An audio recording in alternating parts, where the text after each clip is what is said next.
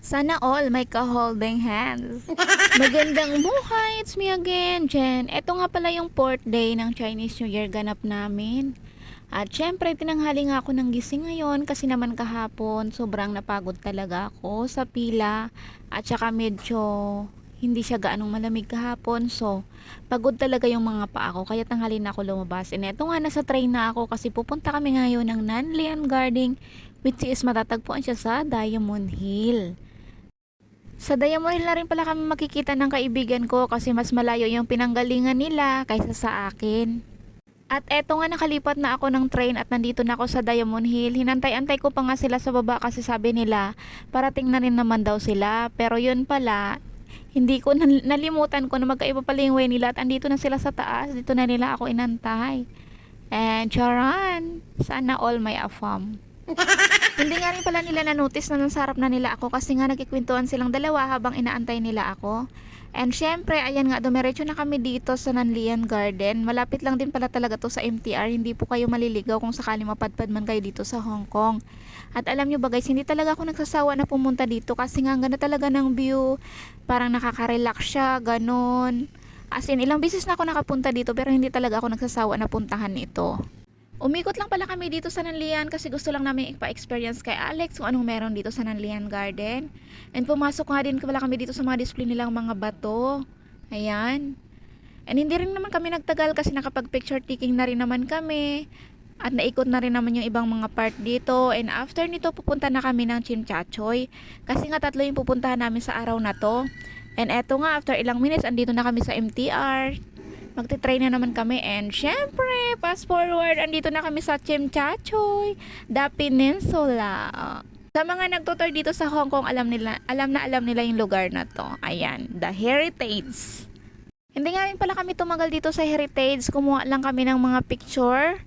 And then after nito, pupunta kami sa kabila, which is dito sa may clock. Ayan. And then after nito, pupunta na kami ng ferry kasi sa Central na kami kakain ng lunch and gusto namin ipa-experience kay Alex yung ferry.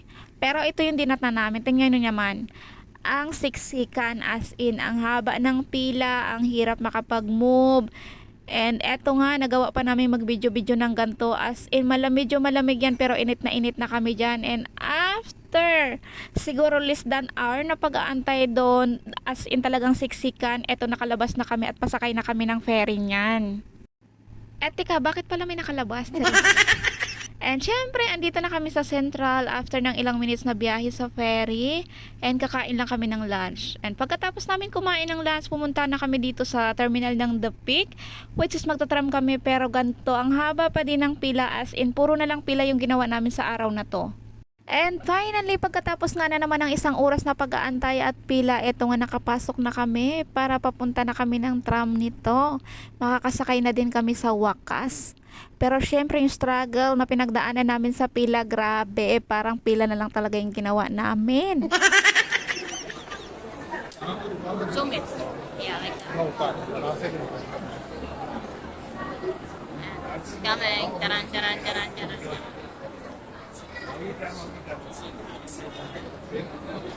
Ay, nagbusin na. Oh, beep, beep, beep, beep, beep.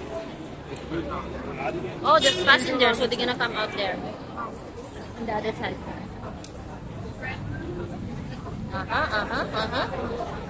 You will be the seat, okay? Don't worry, don't worry. Be, sinisi ka, wala ka doon, hindi ka na mabilis. No, sino? Binibiro ka lang niya, gagi. Kaya nga eh. Mas mabuti pang nagbus. At least makaupo siguro.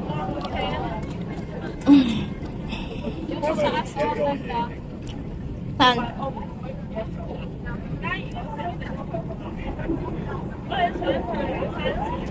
At pagkatapos nga pala ng ilang minutong biyahe, syempre napakabilis lang naman ng tram makarating sa The Peak. And eto nga, dito na kami sa taas. Akyat na kami dito sa taas para makabili kami ng ticket papunta doon para makita mo yung viewing point. It costs $75.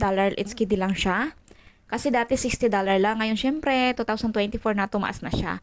And yes, pagdating namin dito, napakadaming tao sa taas. Kaya pala nag-stop sila sa baba kasi sobrang dami talaga sa taas. Ito pa yung view niyan. Wala ka talang mapwestuhan. Inaantay talaga namin na magdilim-dilim na, pero nakisingit lang kami para makakuha kami ng magandang view, yung makita mo yung Hong Kong. So, ayan. Siyempre, sabi ko nga dito sa mga kasama ko, magpicture na lang sila kasi kumuha na sila ng mga moment, charis, ganon.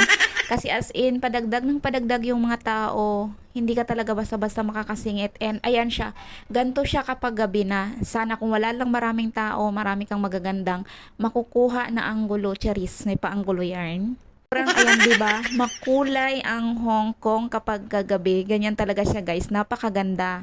At nung matapos na nga kami sa taas, eto nga't bumaba na kami para bumalik ng Central. At syempre, expected guys, ang haba ng pila namin na pumunta. Syempre, ang pabalik is mahaba pa din. And eto nga, nakailang paliko-liko yan bago kami nakasakay ng tram. And yun lang for today's video. Maraming salamat sa panonood. Bye!